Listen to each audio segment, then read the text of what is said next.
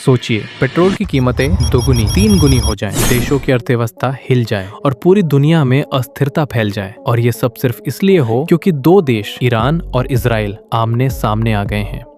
नमस्कार दोस्तों, आज हम बात करने वाले हैं दुनिया के सबसे खतरनाक और संवेदनशील संघर्षों में से एक, ईरान और इजराइल के बीच बढ़ते तनाव के बारे में। ये सिर्फ एक साधारण विवाद नहीं है, बल्कि ऐसा मुद्दा है जो पूरी दुनिया की राजनीति, अर्थव्यवस्था और भविष्य को प्रभावित कर सकता है। सबसे पहले समझते हैं कि आखिर ये दुश्मनी शुरू कहां से हुई।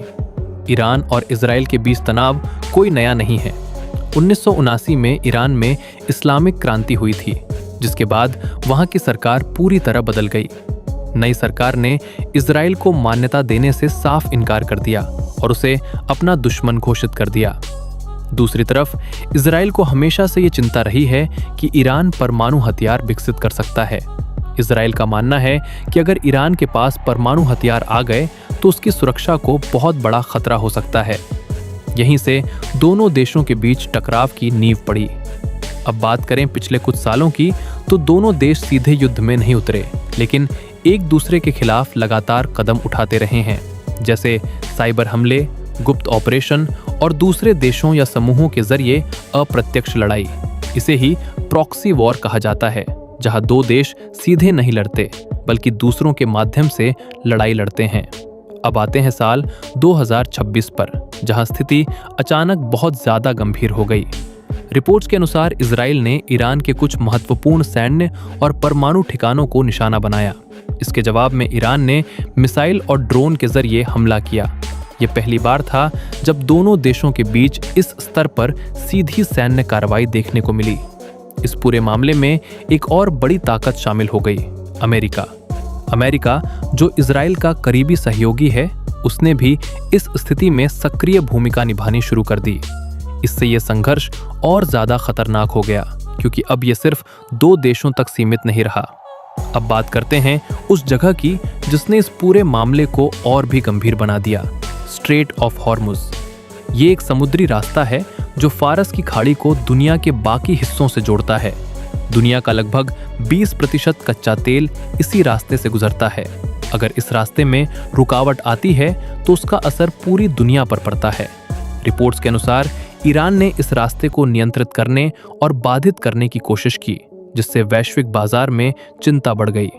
इसका सीधा असर क्या होता है? पेट्रोल और डीजल महंगे हो जाते हैं, ट्रांसपोर्टेशन की लागत बढ़ जाती है और आम लोगों की जिंदगी पर सीधा असर पड़ता है। भारत जैसे देशों के लिए ये और भी महत्वपूर्ण है, क्योंकि भारत अपनी जरूरत का बड़ा हिस्सा तेल आयात करता है। इसलिए अगर मध्य पूर्व में कोई भी बड़ा तनाव होता है तो उसका असर भारत की अर्थव्यवस्था पर भी पड़ता है। अब सवाल ये उठता है कि वर्तमान स्थिति क्या है? ऊपर से देखने पर ऐसा लगता है कि हालात थोड़े शांत हैं, लेकिन सच्चाई ये है कि तनाव अभी भी बना हुआ है। दोनों देश अपनी अपनी सैन्य ताकत को मजबूत कर रहे हैं और किसी भी समय स्थिति फिर से बिगड़ सकती है। विशेषज्ञों का मानना है कि ये शांत तूफान जैसा है, यानी अभी सब शांत दिख रहा है, लेकिन अंदर ही अंदर तैयारी जारी है। अब सबसे बड़ा और महत्वपूर्ण सवाल, क्या यह संघर्ष विश्व युद्ध का रूप ले सकता है? इसका जवाब थोड़ा जटिल है। अभी के समय में ये पूरी तरह विश्व युद्ध नहीं है, लेकिन इसके खतरे को नजरअंदाज भी नहीं किया जा सकता। अगर इस संघर्ष में और देश शामिल हो जाते हैं, अगर तेल सप्लाई लंबे समय तक बाधित रहती है, या अगर कोई बड़ा सैन्य हमला होता है, तो ये स्थिति एक बड़े वैश्विक संकट में बदल सकती है। लेकिन फिलहाल दुनिया के बड़े देश इस कोशिश में लगे हैं कि हालात नियंत्रण में रहें और ये संघर्ष और न बढ़े। अंत में ये समझना बहुत जरूरी है कि ईरान और इजराइल का ये विवाद सिर्फ दो देशों की लड़ाई नहीं है। ये एक ऐसा मुद्दा है जो पूरी दुनिया की स्थिरता, अर्थव्यवस्था और शांति को प्रभावित कर सकता है। इसलिए आने वाले समय में इस पर नजर बनाए रखना बहुत जरूरी है। तो दोस्तों, आप क्या सोचते हैं? क्या यह स्थिति आगे चलकर और गंभीर हो सकती है, या फिर इसे समय रहते नियंत्रित कर लिया जाएगा? अपनी राय कमेंट में जरूर बताइए।